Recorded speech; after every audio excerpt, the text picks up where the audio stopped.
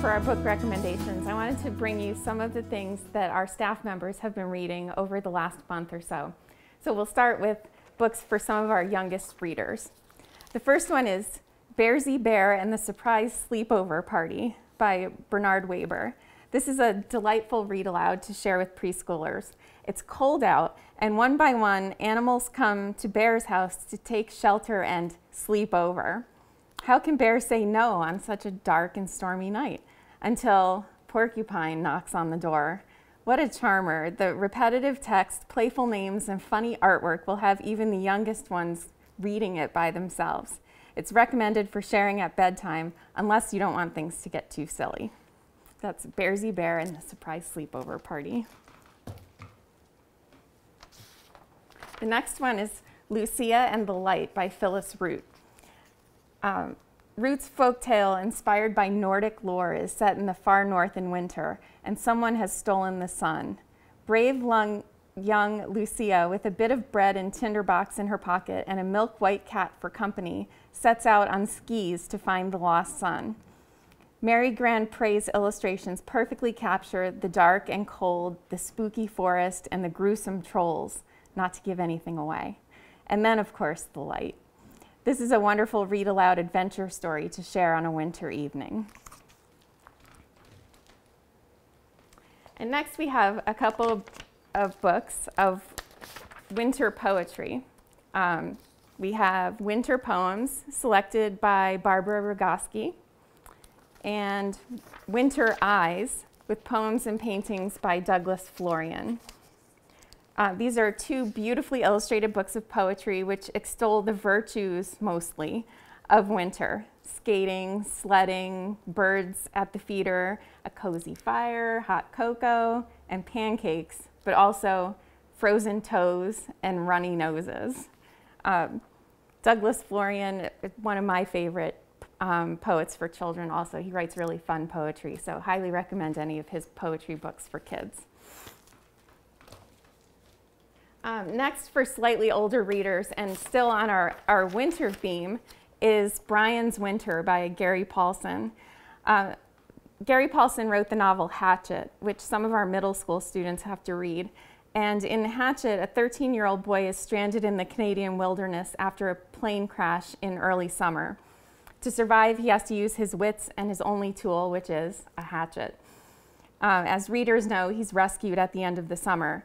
But what if he hadn't been rescued? What if he had to confront winter in the woods? That's the premise of this gripping story of adventure and survival. The brisk pace of the narrative, with chapter-ending cliffhangers and the descriptions of the skills needed to survive in the woods, will keep middle grade readers reading. And if you have a student who liked Hatchet, I'm pretty sure they'll like this one too. So moving on to some books for adults. This is actually a nonfiction book called The Reading Promise, My Father and the Books We Shared. One of our staff members read this recently and said that this is a memoir of a single dad raising his daughters, and the goal one of his daughters set with him to be read to by the father for 1,000 nights straight.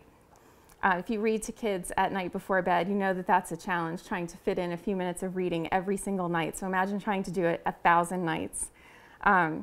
This book mentioned many of the books she loved and many more that she wished she had read. The idea of reading together like that well past childhood is also appealing. This may appeal to young parents dealing with issues of child rearing, similar to Please Ignore Vera Dietz, our book for our town-wide read. So that's The Reading Promise, My Father and the Books We Shared. Next up is an old favorite of lots of people on our staff. This is Angela's Ashes by Frank McCourt. Someone on our staff was reading this during the holidays. And this is an unforgettable tale of an Irish family struggling to survive in the slums of Limerick. A father struggling with alcoholism and a mother trying to combat brutal poverty while raising a family are described with a hopefulness and a sense of humor that seem impossible to account for. Once begun, it can't be put down. It was the winner of the 1997 Pulitzer Prize for an autobiography, and she says, an oldie but a goodie. So if you haven't read that one, check it out. The next one, Chris Bohalian, the double bind. During Laurel's sophomore year at college, she's brutally attacked while riding her bike on a country road. A few years later, while working as a social worker at a homeless shelter, a man by the name of Bobby Crocker dies and leaves behind a mysterious box of old photos. Laurel becomes obsessed with finding out the origins of the photos and who exactly Bobby Crocker was. The readers will come to know a lot of the characters from the book The Great Gatsby. Her book club really enjoyed the book and thought it was well written. The spellbinding ending will have you revisiting the book looking for clues you may have missed. So that's the double bind. Next up is one that I just finished reading personally called Everybody Sees the Ants by A.S. King. This is a great new book by the author of Please Ignore Vera Dietz, again, our book for our town-wide reading program, Westborough Reads Together. In this book, and this is very different from Vera Dietz. That's something I like about Amy King's books. They're all different. High school sophomore Lucky Linderman is dealing with a lot of issues. He's been bullied since second grade by a guy in his class. His father has never gotten over the loss of his own father as a prisoner of war during Vietnam, and his mother keeps pretending everything is fine. Lucky's escape from the pain in life is to visit his grandfather in his dreams. And the dreams might be real because each time he wakes up from one of his dreams with his grandfather, he wakes up muddy or holding a specific object that he had in the dream. He's determined to rescue his grandfather and in the process discovers how to cope with what life throws at you and how to take a stand. Has a really great ending. So Everybody Sees the Ants by Amy King. That one's recommended for high school readers. The next one is When She Woke by Hilary Jordan. This book was written by the author of Mudbound, and it's a novel that is kind of reminiscent of both Nathaniel Hawthorne's Scarlet Letter and Margaret Atwood's The Handmaid's Tale. In Jordan's dystopian America, the lines between church and state have been erased. The main character in this novel is Hannah Payne, and she's been convicted of a crime. In this new America, criminals are chromed, they call it. That is, their skin color is genetically changed to reflect their crimes. In Hannah's case, her skin color has been changed to bright red. Now she has to return to society and survive as best she can. So When She Woke by Hilary Jordan. And the last one for this month is The Submission by Amy Waldman. This is her first novel.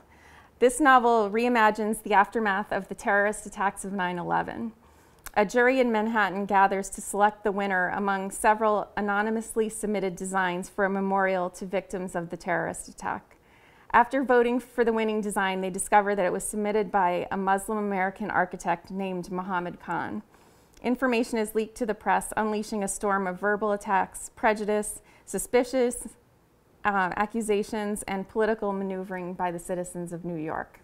So all the books that you've heard about today are ones we've all been reading over the last few months, and we hope that you'll come into the library and take a look. So come in and check it out.